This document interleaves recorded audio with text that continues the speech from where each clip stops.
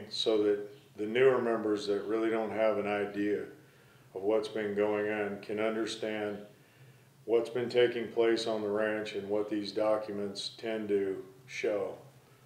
Well, first of all, I found these documents.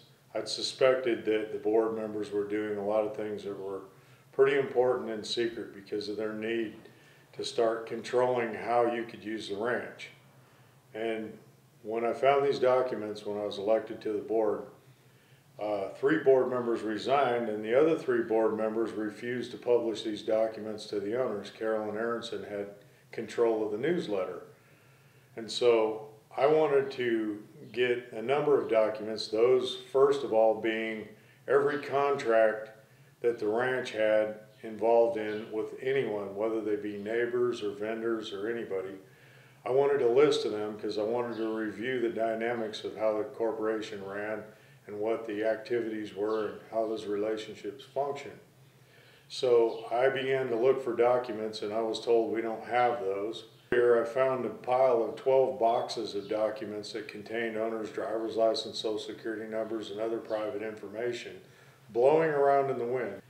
And so it really puzzled me as to why document destruction was going on back in 2006. And I had been watching what was going on the ranch for some time. What had taken place was the board members became really abusive, and they started expecting that they were entitled to certain perks. There were no accountability for things on the ranch, and their abuse came really in a great manner. And to the point where I had a certified letter sent to me telling me when Will Gammon was president that we don't like owners like you and we want to buy your share back. And so this really became disturbing because I'd been an owner since I was a kid as an associate. My parents bought 2 shares back in '76 for $7,500 each. And you know, we loved using the ranch, but it was in a rapid, terrible decline in how it was being maintained, and there were no records kept, and no one could actually get a handle on, I couldn't, and I'd been studying it for quite some time, on what was taking place. So when I got on the board, my first thing was to put order in place and demand order. And 3 board members resigned as I was starting to ask these questions. And then the other 3 board members refused to take action to do this. Puzzling. I mean, I just couldn't explain this. So what I did is I began to, after the resignation and they declared they wouldn't appoint, I thought, why wouldn't you appoint? And their excuse was that an election's coming up. That's 6 months away. We have one every year. It's real easy to ask people to, you know, volunteer to be appointed and make these decisions. Well, what their strategy was the fact that I was the 4th board member. I would give them a quorum, and they could come in and do any illegal action and make me complicit in it. And how that would happen is I was necessary to give them a quorum to operate. And so if I participated in any of the activities and illegal actions were taking place, no matter if I had a protest for their actions, it would still have taken place. I enabled it, and therefore I was the one that created an illegal action along with them.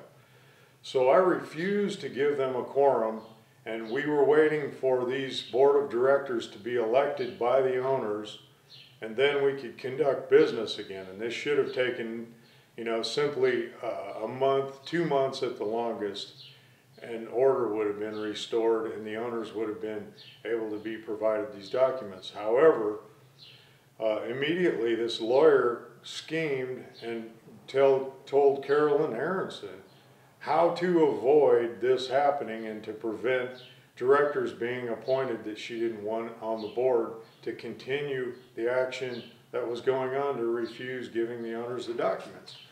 Now, they published in the newsletter that I was refusing to go to a meeting. I was causing trouble and preventing the corporation from doing business. Well, I was keeping it from doing illegal business because I had no power to make them conduct activities in the right direction. And I would be the person who enabled them to continue to do the illegal action. And once they had me commit an illegal action, then I would be complicit and they would start to extort me in order to say, well, you enabled us to do this illegal action. This is how this ranch functions. Now, the bottom line is there's no way to report this to the general ownership. And the information that was being reported in the newsletters was complete fabrication of truths. They were misrepresenting facts and straight lies that were going to the owners. There was no truth in it whatsoever, and the owners were not being informed. You can talk to any owner and they'll ask you, I really can't understand what's really going on. It doesn't make sense.